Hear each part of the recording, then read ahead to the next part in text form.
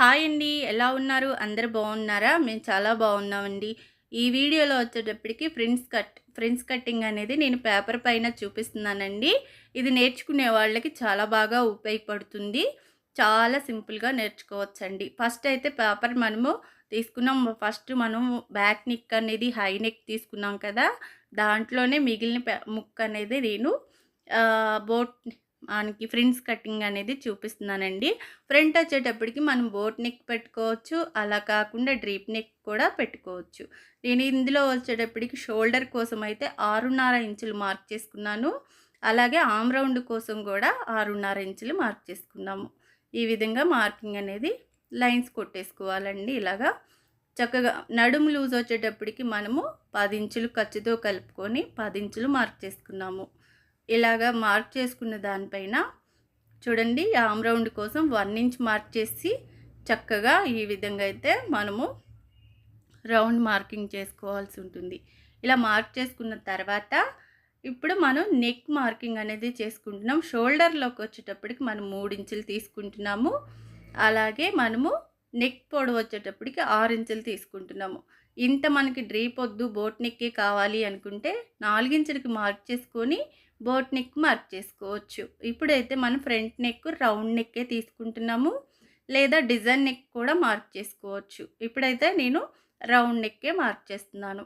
దీని stitching video చూడాలి అనుకుంటే మన ఛానల్లో ఫ్రిన్స్ కట్ టిచ్చింగ్ వీడియో అనేది ఉందండి. తప్పకుండా చూడండి. ఇప్పుడు వచ్చేటప్పటికి మనం టక్స్ మార్కింగ్ అనేది చేసుకోవాలి. ఇక్కడి నుంచి 4 ఇంచులు తీసుకుంటున్నాము. చూడండి ఇలాగ 4 ఇంచులకి ఒక డాట్ మార్క్ చేసుకోవాలి. ఇక్కడి నుంచి పొడవు మన టక్స్ మార్కింగ్ పొడవు వచ్చేటప్పటికి కూడా 4 ఇంచులే మార్క్ చేసుకుంటున్నాము. చూడండి ఇక్కడి నుంచి 4 ఇంచులకి ఇక్కడి నుంచి 2 ఇంచులు అంటే ఇక్కడ మనము టక్స్ మార్కింగ్కి ఇలాగ వచ్చేటప్పటికి సైడ్కి 2 ఇంచులు పొడవు కూడా 2 ఇంచులు తీసుకున్నామండి. చిన్న టక్స్ కోసం ఇక్కడ అంటే ఈ గ్యాప్లో మనము టక్స్ అనేది ఫ్రంట్ నెక్ టక్స్ అనేది మార్క్ చేస్తాం కదా! అలాగా మనకి కప్స్ కోసం ఎలా అయితే మనం మార్క్ చేసుకుంటామో ఆ విధంగానే మార్క్ చేసుకోవాలి. కాకపోతే ఇలాగా మార్క్ చేసుకోవాల్సి ఉంటుంది. ఇలా టక్స్ కోసం మార్క్ చేసుకున్నది మనము ఇక్కడ 2 ఇంచులు తీసుకున్నాం కాబట్టి టక్స్ మనము 2 ఇంచులు తీసుకున్నాం కదా! ఎక్స్ట్రా ఇలాగా ఖర్చు కూడా 2 ఇంచులు మార్క్ చేసుకోవాలి. మనం ఖర్చుతో కలిపి 10 ఇంచులు మార్క్ చేసుకున్నాం కదా! ఇప్పుడు వచ్చేటప్పటికి 2 ఇంచులు మనం ఎక్స్ట్రా తీసుకున్నాం కాబట్టి 12 ఇంచులు అయితే ఖర్చుతో కలుపుకొని తీసుకోవాల్సి ఉంటుంది. ఎందుకంటే మనం ఆ వేస్ట్ కటింగ్ పోంగా మనకి క్లాత్ అనేది తర్వాత సరిపోదండి. మనకి బ్యాక్ పార్ట్ ఎక్స్ట్రా వస్తుంది. అలాగే ఫ్రంట్ భాగం అనేది తగ్గిపోతుంది కాబట్టి మనము ఎక్స్ట్రా తీసుకోవాలి. షోల్డర్ కూడా మనం 1/2 ఇంచ్ ఎక్స్ట్రా తీసుకోవాల్సి ఉంటుందండి. ఈ విధంగా చూడండి. ఇక్కడి నుంచి మనం పైకి 1/2 ఇంచ్ ఎక్స్ట్రా తీసుకుంటాము. ఇక్కడ క్రాస్‌గా కొంచెం అంతా ఒక 1/2 ఇంచ్ కట్ చేసుకుంటాం కాబట్టి ఇక్కడ పై వైపు వచ్చేటప్పుడు ఒక 1/2 ఇంచ్ ఎక్స్ట్రా తీసుకున్నామంటే మనకి షోల్డర్ కూడా సమానంగా ఎక్కువ తక్కువలు రాకుండా సరిపోతుంది. అలాగే ఖర్చు సరిపోతుంది. పొడవు కూడా సరిపోతుందండి. కొంచెం ఎక్స్ట్రా అనేది తీసుకోవాలి. అలాగే వచ్చేటప్పటికి ఎలా అయితే మార్క్ చేసుకున్నామో ఆ విధంగా కటింగ్ అనేది చేసుకోవాల్సి ఉంటుందండి. చూడండి మనం ఎక్స్ట్రా ఉన్న 1/2 ఇంచ్ కూడా కలుపుకొని కట్ చేసుకోవాల్సి ఉంటుంది. ఇప్పుడు ఈ విధంగా కట్ చేసుకోవాలండి. ఈ కటింగ్ అయిపోయిన తర్వాత మనకి ఇది చక్కగా కుదిరిందంటే మనం లైనింగ్ పైన పెట్టి ఈ పేపర్ని మనం లైనింగ్ అనేది కట్ చేసుకున్నామంటే చక్కగా మనకి బ్లౌజ్ అనేది కుదురుతుంది. ఎందుకంటే మనకి ఇది కుదరలేదంటే మరొక పేపర్ అనేది కట్ చేసుకోండి. అది కుదిరిందంటే లైనింగ్ పైన పెట్టి కట్ చేసుకోండి. చాలా సింపుల్‌గా కొత్తగా నేర్చుకున్న వాళ్ళు కూడా ఫ్రిన్స్ కట్ అనేది చాలా ఈజీగా కుట్టగలుగుతారండి. మనకి టిచ్చింగ్ వీడియో కావాలి అనుకుంటే మన ఛానల్లో ఉంది. తప్పకుండా చూడండి. దీనికొచ్చేటప్పటికి మనం high neck, boat neck back వైపు తీసుకున్నాం కదా!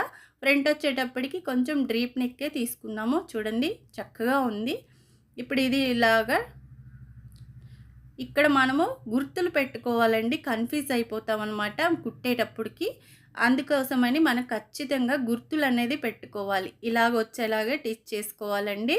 ఇప్పుడు ఏం చేయాలంటే మనకి ఈ గుర్తులు పెట్టుకోవాల్సి ఉంటుంది. ఎందుకంటే ఆర్మ్ రౌండ్ దగ్గర మనము చూడండి ఇలాగ